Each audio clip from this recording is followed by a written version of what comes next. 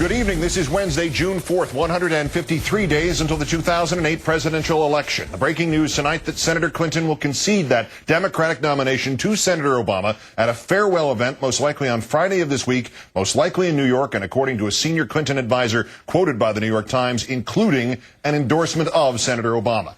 Our fifth story on the countdown at the seeming midpoint of Senator Obama's candidacy, 5 months since the day his Iowa upset sank in, 5 months until the presidential election itself, Senator Clinton finally, reportedly, committing to bowing out. The senator's campaign staff had already been told it would not be paid beyond June 15th. Our correspondent, Andrea Mitchell, reporting tonight that 23 members of Congress, strong Clinton supporters, calling her today, saying they would have to throw their support to Senator Obama. Senator Clinton replying she thought that made sense, adding that she would have another meeting with supporters on Friday to discuss the next steps. No indication if those next steps would be the termination of her campaign or merely its suspension. Her decision, the New York Times reporting tonight, came after a day of telephone conversations with supporters on Capitol Hill about what she should do now that Mr. Obama had claimed enough delegates to be able to clinch the nomination. Mrs. Clinton had initially said she wanted to wait before making any decision, but her aides said that in conversations, some of her closest supporters said it was urgent that she step aside. Andrea Mitchell joins us now by phone. Andrea, good evening. Tell us what else you know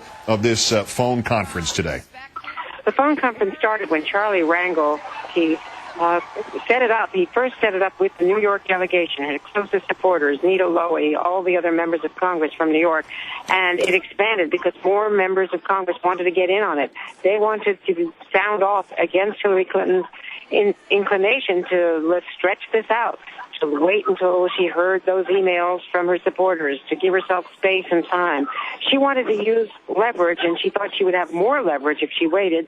In fact, her leverage was dissipating with day by day because these members of Congress were telling me, Charlie Rangel told us at 1 o'clock on MSNBC, Dick Durbin, an Obama supporter, was telling us that senators were coming up to him and saying, I want to be with you, I want to switch over, but I can't without her releasing us. So there was a lot of frustration and embarrassment and anger among her supporters on the Hill, and they came to her late this afternoon on that conference call and said, you have to release us, you've got to do something, and you've got to do it this week. House Speaker Nancy Pelosi issuing that letter today saying it had to be done by Friday, thinking that was enough time, 48 hours, to give her the time to do it gracefully. And she was still reluctant until that phone conversation this afternoon when she said, that makes sense, as you've reported, then went into a series of meetings with her own staff and advisors, her closest advisors, and apparently reached that decision. And I'm gathering from what you're saying, Andrea, that this is all independent of Senator Obama and what he wants or does not want from Senator Clinton. This is about Senator Clinton and her supporters. I'm persuaded that this was pressure from her supporters, that Barack Obama really did respect her desire for the time to unwind this. I think there was a lot of discomfort and displeasure with the way she addressed her supporters last night. They were not happy about Terry McAuliffe announcing at the beginning with his exuberance over the South Dakota victory, this is, the next president of the United States. That really rubbed them the wrong way. And Charlie Rangel said openly and on the record to me, to the New York Times, and to others, I didn't like what I heard. It was not gracious. Once he hit the magic number, she should have conceded and endorsed, and it put us in a terrible spot. Andrea Mitchell, breaking news of this meeting by phone between Senator Clinton's supporters and Senator Clinton and the apparent end of the Clinton campaign. Thank you, Andrea. Thank you. We're joined now by Howard Fineman of Newsweek and MSNBC. Good evening to you, Howard. Hi, Keith. All right, Friday. Is that Friday? Is that by Friday? Is that Friday, August 22nd? What do we know? Yeah, that's this Friday, probably in New York. And to add to what Andrea was saying, there was another conference call I just learned about involving senators, 8 senators who were supporters of Hillary's, very hardcore supporters of Hillary Clinton's. And here's the added wrinkle to it. They were urged to assemble that conference call and to speak frankly to Hillary by some of the top strategists around Hillary. I can't use the names, but people who you would associate with a hard line defense of Hillary's position, who called the Senate and said, look, you guys are Hillary's strongest supporters, you gals also, get in there and tell her to get out. And we're talking about senators such as Barbara Mikulski and Senator Nelson and even Chuck Schumer and others were reached out to by people around Hillary, strategists, who said you've got to get to her and get her out of this thing. And that's what they accomplished by this afternoon, so she will do it on Friday. She will get out of the race, suspend, use whatever word you want, but more important, endorse Barack Obama.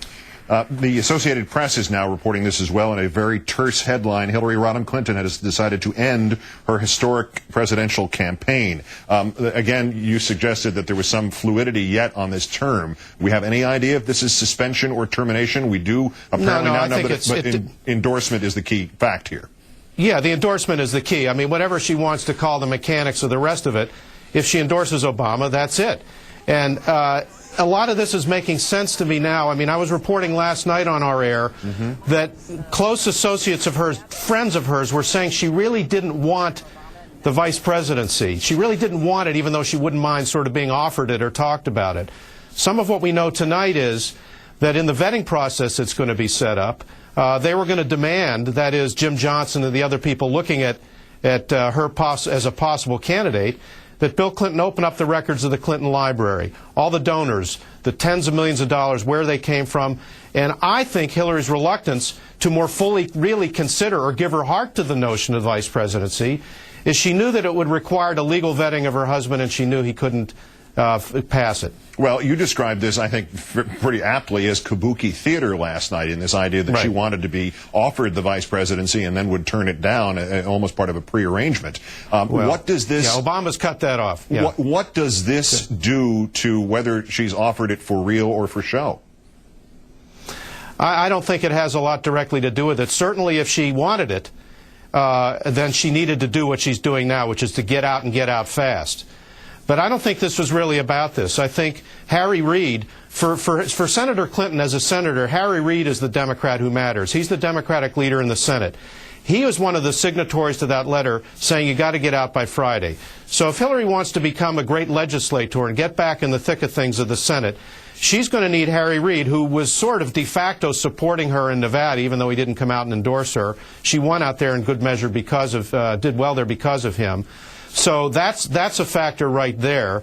And the other factor is if she wants Obama's fundraising prowess, if she wants contributors to help erase that enormous debt that she's got, she needs to quickly get back in the fold and get with the program, and I think that's what she's doing now. I really don't think it's about the Veep thing, because the Obama people have pretty much already said as of today that they're really not interested. Howard Fineman of MSNBC and Newsweek adding to our understanding of this. 8 senators gathered by phone, encouraged to do so by Clinton advisors. Another part of the pressure brought to bear on Senator Clinton, who will now end her campaign on Friday. Thank you, Howard.